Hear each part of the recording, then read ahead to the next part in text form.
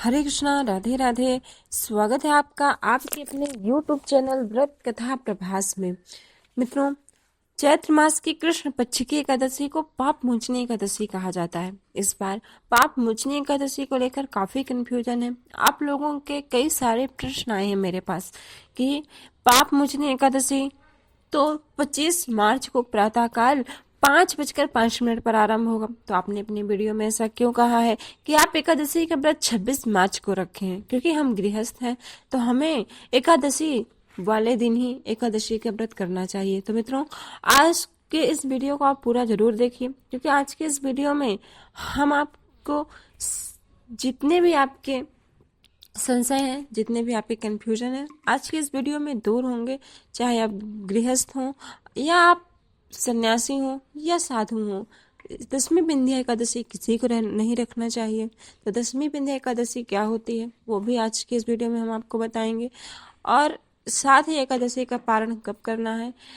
पाप मोचनी एकादशी के दिन भगवान श्री हरि विष्णु को भोग में क्या अर्पण करना है। आज के दिन भगवान श्री हरि विष्णु को कैसे प्रसन्न करें, क्या करें क्या नहीं करें। तो वीडियो के अंत तक हमारे साथ जरूर बने रहें, और वीडियो आपको अच्छी लगे तो लाइक शेयर अवश्य करिएगा। कमेंट बॉक्स में जय श्री हरि विष्णु अवश्य लिखिएगा। मित्रों, जैसा कि मैंने आपको पहले भी बताया है कि इस बार एकादशी की जो तिथि की जो शुरुआत है वह 25 मार्च को प्रातःकाल 5:05 पर हो जाएगी, जिसका समापन अगले दिन यानी कि 26 मार्च को प्रातःकाल 3:45 पर होगा। परंतु जो 25 मार्च की एकादशी है वह दसवीं बिंध्या एकादशी है। दसवीं बिंध्या एकादशी वह होती है जिसमें सूर्योदय से 4 घड़ी पहले यदि दसवीं तिथि आती है तो वह एकादशी दसवीं युक्त एकादशी होती है, और दसवीं युक्त एकादशी का व्रत नहीं करना चाहिए। यदि आपके यहाँ मान लीजिए सूर्योदय 6:40 के बाद हो रहा हो, तब आप एकादशी का व्रत 25 मार्च को रख सकते हैं। परंतु यदि इससे पहले सूर्योदय हो रहा है यानी कि 6:30 में 6:38 में एकादश 25 मार्च को सूर्य निकल रहे हैं, तब आप एकादशी का व्रत 26 मार्च को रखिए। क्योंकि ऐसे में हमारे शास्त्रों में क्या कहा गया है, आइए जानते हैं। मित्रों, एकादशी और कौन सी एकादशी रखना चाहिए, कौन सी एकादशी नहीं रखना चाहिए, इस विषय में धर्म सिंधु में इसका विस्तार पूर्वक निर्णय किया गया है। तो आइए आपको हम धर्म सिंधु में लेकर चलते हैं। एकादशी किस दिन रखना चाहिए, इस व्रत का निर्धारण इस श्लोक द्वारा किया जा सकता है। दसमे क्या एकादशी यत्र तत्र नोपसद बुधा अपत्यानि विनश्यन्ति विष्णु लोकम न गच्छति। अर्थात दसवीं बिंध्या एकादशी संतान नाशक होती है और यह विष्णु लोक गमन में बाधक हो जाती है। अतः यह परम एकादशी आवश्यक है कि एकादशी कभी भी दसवीं विंध्या यानी कि पूर्व विद्या न हो, परंतु द्वादशी विद्या एकादशी हो। द्वादशी विद्या अर्थात पूर्व विधाति तिथिस्त्यागो वैष्णवस्य ही लक्षणम। अर्धरात्रि मतिक्रम में दसवीं दृश्यते यदा तद होकदशी त्यक्त्वा द्वादशी संपुष्यते। अर्थात जिसमें आधी रात के बाद दसवीं व्याप्त हो। यहाँ पर धर्म सिंधु में ये कहा गया है कि जिसमें आधी रात के बाद दसवीं व्याप्त हो उस एकादशी का त्याग करना चाहिए।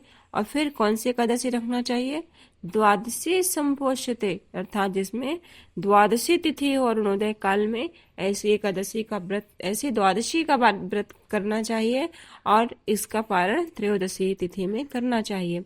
अरुणोदया वेलायाम दसवीं संयुताम यदि तत्रोपोष्या द्वादशी सत्रयोदशा तो पारणम। यहाँ मित्रों एकदम साफ साफ कहा गया है। इसलिए मेरा तो अगर आप हमसे पूछें, मुझसे आप पूछें कि आप किस दिन एकादशी व्रत करेंगे, हम तो मित्रों मंगलवार को ही व्रत करेंगे 26 तारीख को। आप अपने हिसाब से देख लीजिए। यदि आपके यहाँ 6:45 के बाद 6:40 के बाद सूर्य निकलते हों तो अब आप एकादशी का व्रत 25 मार्च को करिए। नहीं तो दसवीं युक्त एकादशी का व्रत करने से मनुष्य के सभी पुण्य जो एकत्रित रहते हैं वह तत्काल नष्ट हो जाते हैं, वंश नाश होता है। इसलिए किसी को कहते हैं पूर्व काल में गंधारी ने भी गलती से 10वीं विंध्यायुक्त एकादशी का व्रत कर लिया था, जिसके कारण उनके कुल का संपूर्ण नाश हो गया। इसलिए मनुष्य को चाहिए कि 10वीं युक्त एकादशी का व्रत करने से बचे, क्योंकि 10वीं युक्त एकादशी जो होती है वह राक्षसों का बल बढ़ाने वाली होती है। यदि आप 10वीं युक्त एकादशी का व्रत करते हैं तो जो आपकी एकादशी का पुण्य होता है वह नष्ट हो जाता है, क्योंकि वह राक्षसों को प्राप्त होता है एकादशी का पुण्य फल। तो आपके सारे पुण्य फल नष्ट होते हैं। परंतु यदि आप एकादशी युक्त द्वादशी का व्रत करते हैं तो वह महाद्वादशी का व्रत हो जाता है।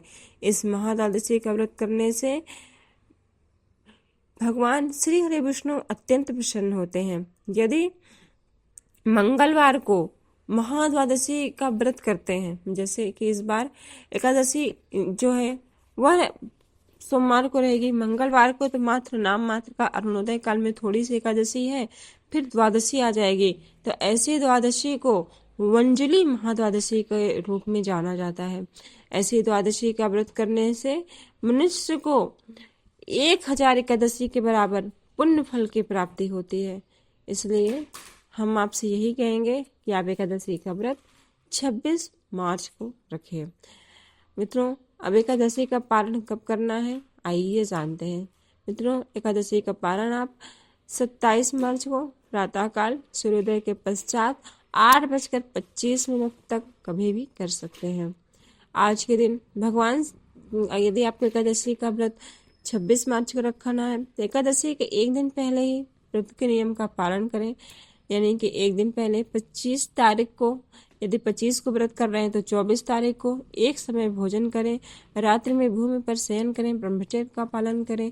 एकादशी वाले दिन व्रत रखें तो अपने नाखून, बाल इत्यादि न कटवाएं। तुलसी दल एक दिन पहले ही तोड़कर रखें, क्योंकि इस बार यदि आप मंगलवार को व्रत करेंगे तो सोमवार को तोड़कर रखें, यदि सोमवार को व्रत रखेंगे तो शनिवार को तोड़ें, क्योंकि रविवार को तुलसी वैसे भी नहीं तोड़ी जाती। इस प्रकार भगवती तुलसी का जो है पूजन करें, भगवान श्री हरि विष्णु का पूजन करें। और आज के दिन भगवान श्री हरि विष्णु को पीले रंग का भोग, पीले रंग से बनी कोई भी मिठाई हो वह भोग लगाएं, केला अर्पण करें, और भी कोई ऋतु फल हो, तरबूज इत्यादि भगवान को अर्पण करें।